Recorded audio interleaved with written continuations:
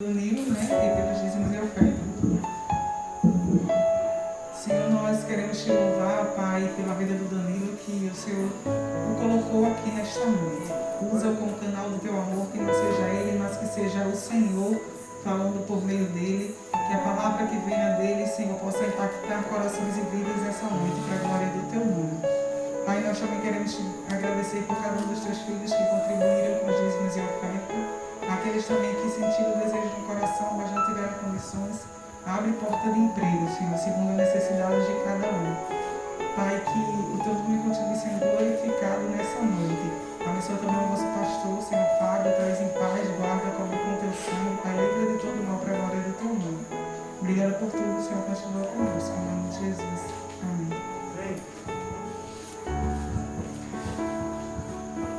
Então, obrigado. Boa noite. Espero que vocês estão bem. Na quarta-feira, o pastor Fábio começou a falar sobre a reforma Lutero, né? Então, vocês já assistiram o filme Martin Luther? Quem já assistiu o filme? Então você já tem um bom conhecimento sobre isso, né? Então, nas próximas semanas, nós vamos pensar e falar mais sobre esse assunto, a reforma, né? E tem alguns pilares que mesmo mudaram, transformaram mesmo a história da igreja e do próprio ser humano. Então hoje nós queremos pensar mais sobre a graça. A graça. Realmente é uma palavra que não sei se todo mundo poderia explicar bem rápido uma frase, o que é a graça, não? Então já é um assunto que realmente não é nada novo. Só que isso mudou na reforma mudou muito a igreja para entender mesmo o que é a graça mesmo para nós, o que é o significado da graça. Nós vamos pensar um pouco mais sobre isso hoje à noite. Eu gostaria que vocês abrissem a Bíblia em Eclesiastes 3. É bem no meio, Eclesiastes 3.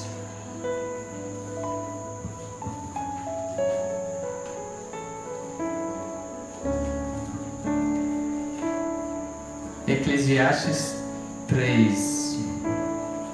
Acredito que é um livro na Bíblia. Eu acho que só poucos às vezes abrem esse livro para ler. Se encontra bem no meio da Bíblia, Eclesiastes 3.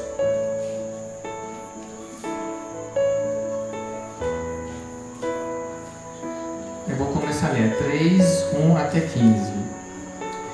Tempo para tudo. Tudo neste mundo tem o seu tempo. Cada coisa tem a sua ocasião. Há tempo de nascer e tempo de morrer. Tempo de plantar e tempo de arrancar. Tempo de matar e tempo de curar. Tempo de derrubar e tempo de construir. Há tempo de ficar triste e tempo de se alegrar. Tempo de chorar e tempo de dançar. Tempo de espalhar pedras e tempo de ajuntá-las.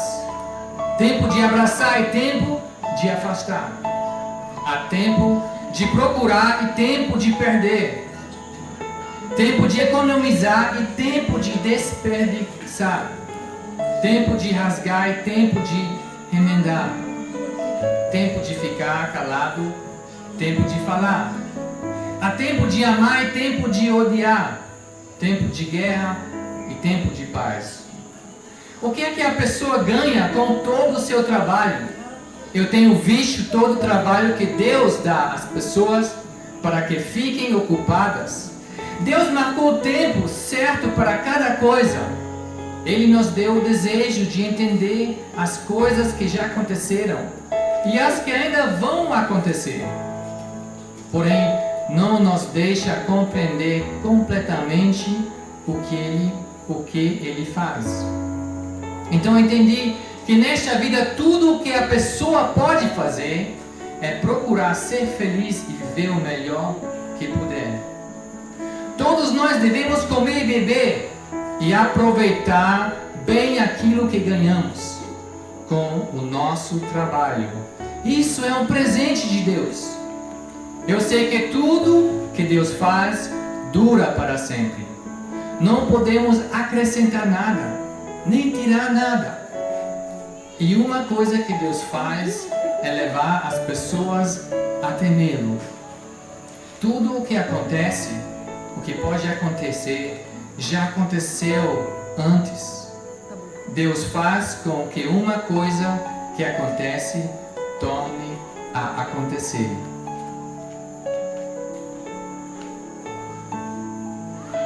Deus é o dono do tempo. Deus controla a história. Deus tem o controle. E nós podemos ver isso na história. Ele criou o mundo, Ele criou nós. Podemos ler no Testamento muito a história do ser humano e podemos ver bem detalhado como Deus guiou a história do ser humano. Até a chegada de Jesus, o nascimento, a morte. Hoje Ele está vivo. E também pensamos, não parou com Jesus quando Ele voltou para o céu, a história não. Deus estava continuando a lidar a história nossa. Por que é importante ter história na escola? Por quê? Os estudantes aqui podem falar isso? Para que estudamos a história? Para aprender sobre o passado. Como? Para aprender sobre o passado. Para aprender do passado.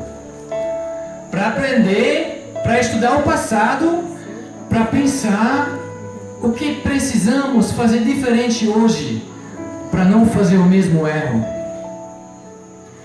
Então é importante conhecer o passado, é importante conhecer a história, é importante como Deus guiou a história até hoje. Então muitas vezes eu pensei, como seria a igreja hoje, o ser humano hoje, sem essa reforma que aconteceu 500 anos atrás? Como seria a igreja hoje? Né? Mas é muito importante para aprender, para estudar a história, para poder pensar, oxe, eu acho que eu estou fazendo a mesma coisa. Eu estou fazendo o mesmo erro. Então vamos pensar, qual foi o negócio que a igreja fez antes? E trazer isso para hoje e pensar, o que nós estamos fazendo hoje, o que precisamos mudar, onde nós como igreja, onde nós, como eu pessoalmente, cada um de nós, precisa de uma reforma. Na Alemanha, muitas pessoas falam nas igrejas, precisamos de novo alguém como Martin Luther que se levanta e fala o que está errado na igreja. Precisamos de novo uma reforma, porque tem muitas coisas de novo que estão erradas. Então isso é sempre saudável. Isso é sempre saudável. Mas para ficar saudável, vamos também ler na Bíblia, o que a Bíblia mesmo fala. E é muito interessante entender o tempo quando o Martin Luther vivia, como tudo funcionou. A igreja tinha um poder imenso, né? Mais ou menos 1/3 do país, da terra, era da igreja. E era tudo bem ligado com o governo. Então, a igreja tinha o poder. A liderança da igreja tinha o mesmo poder. Eles mal usaram o poder para ganhar dinheiro, poder e outras coisas. Pensamos, por exemplo, agora estamos aqui na obra, né, construindo os banheiros, depois as salas, casa pastoral. Agora a questão, como a gente vai ganhar recursos? Então, uma pessoa se levanta, é só um exemplo, né? Eu sei. Tem pessoas que eles estão com medo que Deus não vai aceitá-lo. Eles não vão para o céu. Vamos fazer um documento e falar, se você pagar R$3.000, você recebe esse documento e Deus vai te aceitar. Então, chega esse medo, as pessoas chegam, muitas pessoas chegaram, pagaram, e a igreja construiu a igreja mesmo, com mentiras. com mentiras. Então esse Martin Luther, ele mudou a profissão, começou a estudar a palavra de Deus em latim, é português latim, né? Em latim. Quase ninguém falava ou poderia ler essa língua. Ninguém. Ou só poucos. Então quando ele estava lendo, Deus abriu os olhos dele. E ele percebeu, tem muitas coisas erradas aqui. Muitas coisas, né? Então é uma longa história. Então ele começou a traduzir a Bíblia, o Novo Testamento, na língua alemã. E ele mesmo criou a escritura alemã. Muitas vezes eu pensei, por que você não fez isso um pouco mais simples, né? Mas ele mesmo fez muito no avanço na Alemanha. Então hoje vamos pensar sobre a graça. Foi um assunto que ele percebeu que está bem errado na igreja. Vamos abrir a Bíblia em Efésios 2. Efésios 2 no Novo Testamento. Efésios 2, versículo 1 até 10. Efésios, Gálatas, Efésios 2.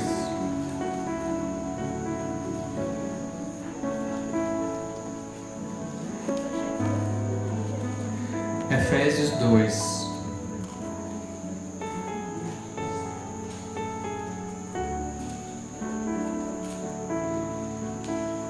Versículo 1 até 10.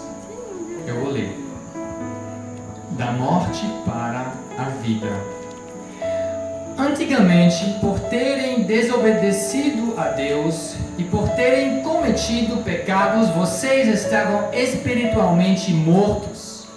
Naquele tempo, vocês seguiam o mau caminho deste mundo e faziam a vontade daquele que governa os poderes espirituais do espaço. O Espírito que agora controla os que desobedecem a Deus. De fato, todos nós éramos como eles e vivíamos de acordo com a nossa natureza humana, fazendo o que o nosso corpo e a nossa mente queriam. Assim, porque somos seres humanos, como os outros, nós também estávamos destinados a sofrer o castigo de Deus.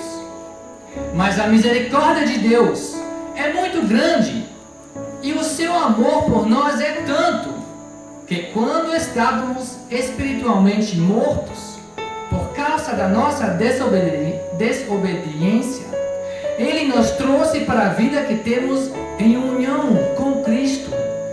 Pela graça de Deus, vocês são salvos.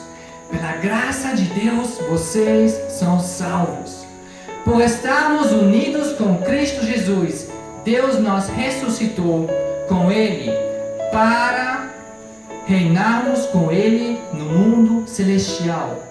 Deus fez isso para mostrar em todos os tempos do futuro a imensa grandeza da sua graça, que é nosso por meio de amor, que Ele nos mostrou por meio de Cristo Jesus. Pois pela graça de Deus vocês são salvos por meio da fé. Isso não vem de vocês, mas é um presente dado por Deus. A salvação não é o resultado dos esforços de vocês, portanto, ninguém pode se orgulhar de tê-la. Pois foi Deus quem nos fez o que somos agora. Em nossa união com Cristo Jesus, Ele nos criou para que fizéssemos as boas obras que Ele já havia preparado para nós. Esse aqui é o Paulo que escreveu isso. E também sabemos, temos essa outra frase dele, onde Paulo fala: a tua graça é suficiente para mim. A graça de Deus é tudo o que eu preciso, né? Porque eu posso fazer nada para receber essa união com Cristo, é só a graça de Deus. E quando eu pensei, quem é um exemplo na Bíblia? Quem é um exemplo na Bíblia onde Deus mesmo mostra a sua graça?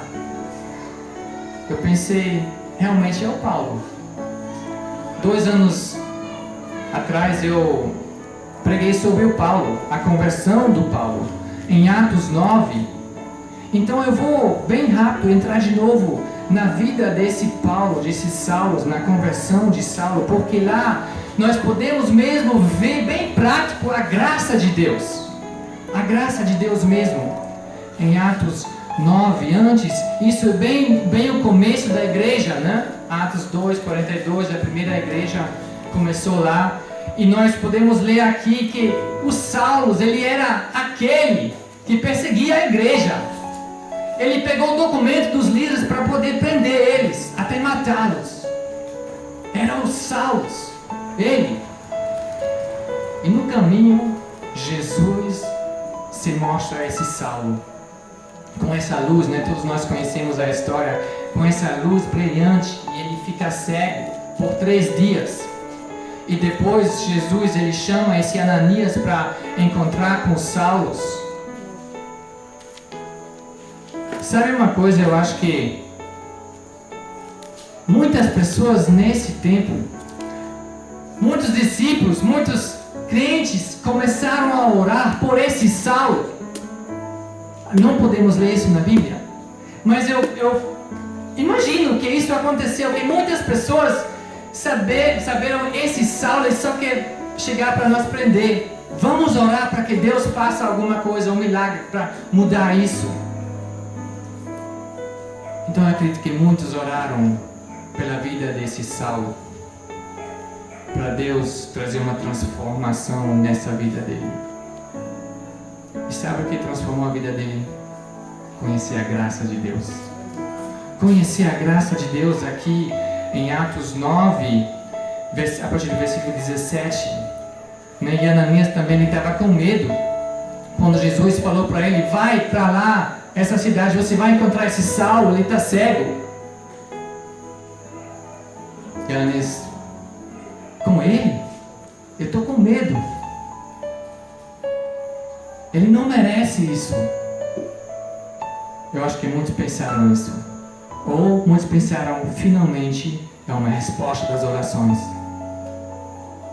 Nós estamos orando também por situações dessas, coisas que estão indo errado aqui em Itapuama ou na cidade.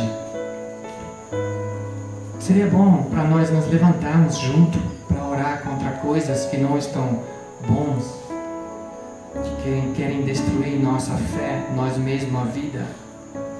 E aqui esse Ananias, ele chega para esse Saulo em versículo 17. Saulo, meu irmão, o Senhor que me mandou aqui é o mesmo Jesus que você viu na estrada de Damasco. Ele me mandou para que você veja de novo e fique cheio de Espírito Santo, do Espírito Santo. Eu já falei na última vez, eu provavelmente ia discutir com Jesus. Por favor, deixa ele mais 1 mês, 2 meses cego nessa situação, para ele mesmo sentir um pouco, né, também outras coisas aí. Deixa ele mais tempo cego. Só depois de 3 dias ele já chega aqui. Imagina o que aconteceu na cabeça e no coração desse Saulo.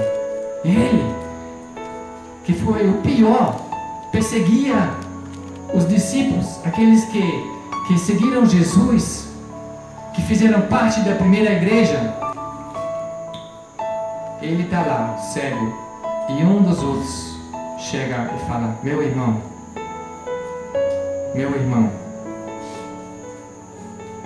e depois ele conseguia ver de novo. Isso é graça. Isso é graça mesmo. Eu acho que Saulo pensou, mas eu não mereço isso. Do jeito, do amor que você mostra para mim, Ananias. Uau, que é isso? Que é isso? É Deus. É Deus. É a graça de Deus. Isso aqui é um exemplo muito forte. Acredito que nenhum de nós tinha uma vida como o Saulo, aquilo que ele fez. Mas vamos pensar que cada pecado é pecado, né? Pecado de matar alguém ou uma mentira é pecado para Deus. É pecado. E a Bíblia fala bem claro o que nós lemos antes, que não podemos fazer nada para receber o perdão dos pecados, não com dinheiro, não com esforço, Não podemos trabalhar todos os dias para construir os banheiros aqui, para mostrar para Deus, olha, eu quero muito ajudar. Isso não nos traz perdão do pecado. Não. Se nós pensamos assim, nós derrubamos a graça de Deus.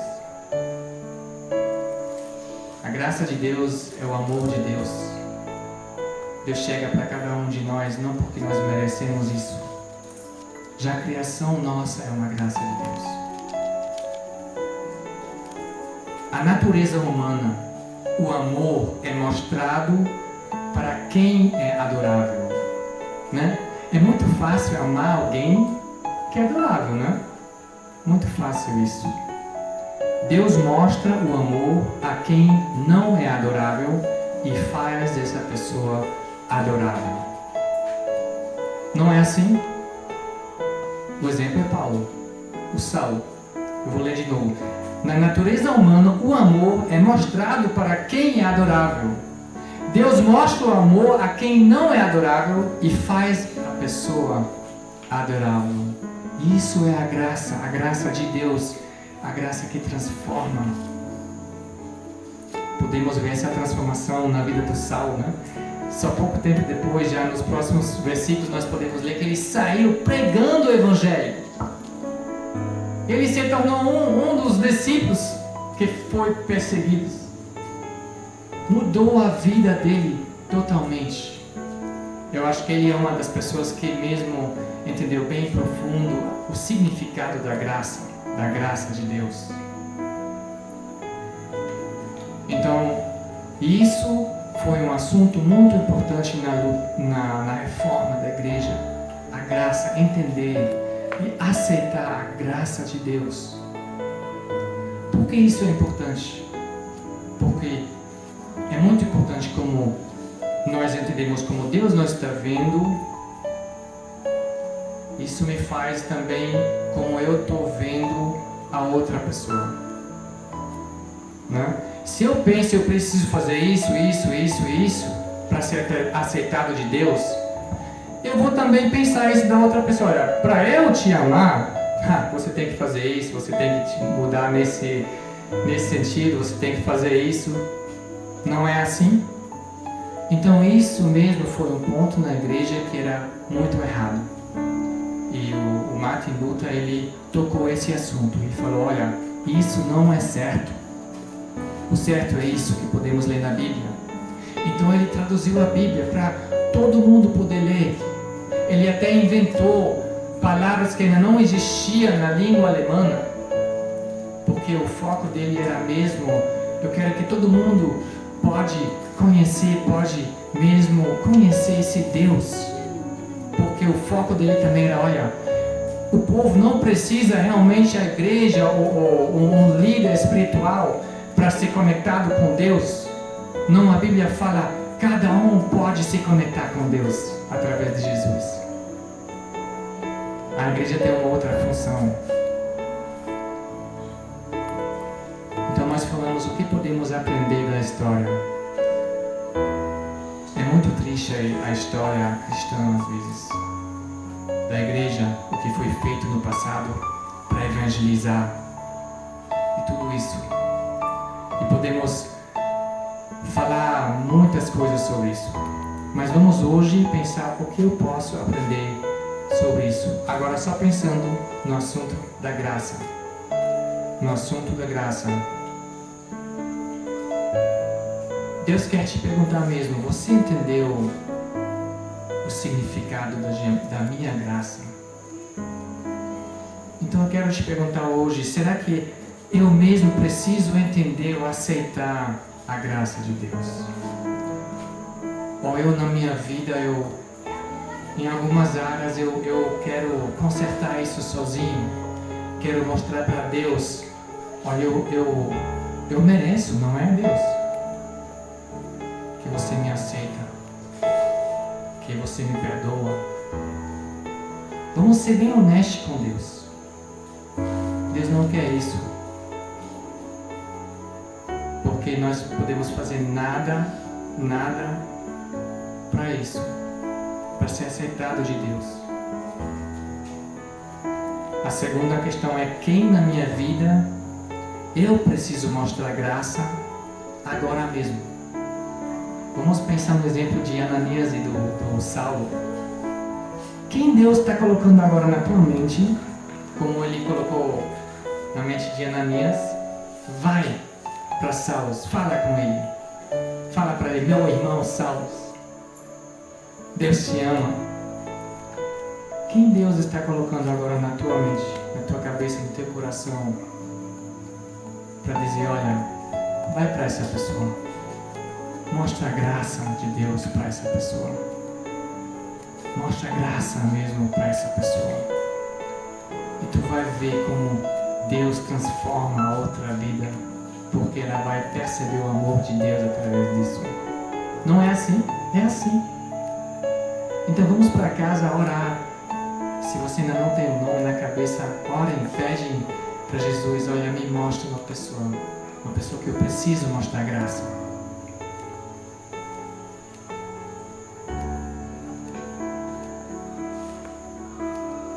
Então, quem na minha vida eu preciso mostrar graça agora e não esperar até ela se mostre adorável.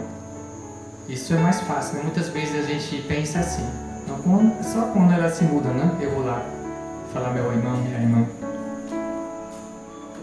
Porque só quando eu mostrar a graça, ela se pode tornar adorável. Então, onde eu preciso aceitar a graça, entender a graça, e onde eu preciso mostrar a graça, para quem? E resumindo, ninguém alcança o amor de Deus por si mesmo. Se pensamos que merecemos ser aceitados de Deus pelas ações nossas, nós desempoderamos a graça de Deus e ela não vai ter efeito em nossa vida. Então, a Bíblia ainda tem muitos versículos sobre a graça. Então, eu quero encorajar cada um de vocês em casa a pensar mais sobre esse assunto da graça. Porque o perigo é, às vezes, já é uma palavra usada muitas vezes e nem pensamos mais muito na profundidade do significado. Só que o significado mesmo é muito importante para a nossa vida. Foi importante na reforma para mudar, transformar a igreja, porque isso trouxe transformação para cada indivíduo. Eu quero terminar lendo o versículo de Eclesiastes 3, 14 e 15. É de uma outra tradução. Sei que tudo o que Deus faz durará eternamente, sem que nada possa ser acrescentado nem tirado. E que Deus faz isto para que as pessoas o tenham. O que é, já foi. O que será, também já foi. Deus fará vir outra vez, que já passou. Vamos pensar mais sobre esses versículos no Eclesiastes 3, 14 e 15. Eu não sei como vocês são, mas às vezes eu penso, uau, esse Martin Luther, ele tinha coragem, né? Hoje eu vi essa camisa aqui, em inglês, rule number 1, don't get comfortable. Não fique confortável. A vida desse cara não era confortável a partir desse dia. Não era. Não era. E aqui, o que é já foi e o que será também já foi. Deus fará vir outra vez que já passou. Deus quer usar cada um de nós para transformar vidas. Para começar uma reforma. Uma reforma. Se queremos uma reforma na igreja, onde começa isso? Aqui, em cada coração. Em cada um de vocês. Se pensamos na história, vamos pensar, Deus, onde você quer me usar? Onde também eu posso mudar alguma coisa? Hoje, Deus, onde eu posso aceitar a Tua graça na minha vida e onde eu preciso mostrar a Tua graça? Amém? Eu quero orar. Pai no céu, muito obrigado pela Tua presença. E Muito obrigado pela tua graça.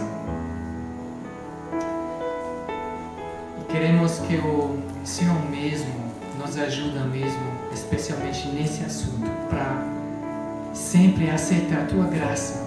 Porque toda a glória e honra é a ti, Senhor. E não é nossa. E pedimos que cada pessoa que entra aqui possa mesmo encontrar essa graça tua, Senhor. Eu peço que o Senhor mesmo abençoe cada vida aqui. Deixa cada vida mesmo entender a graça tua. O que o Senhor fez por cada um de nós na cruz. Esse amor que o Senhor mostra para cada um de nós. Um amor vivo. Muito obrigado, Senhor Jesus Cristo, pela tua graça. E nós te amamos. Amém. Então, eu quero pedir ao Luiz Henrique para cantar mais.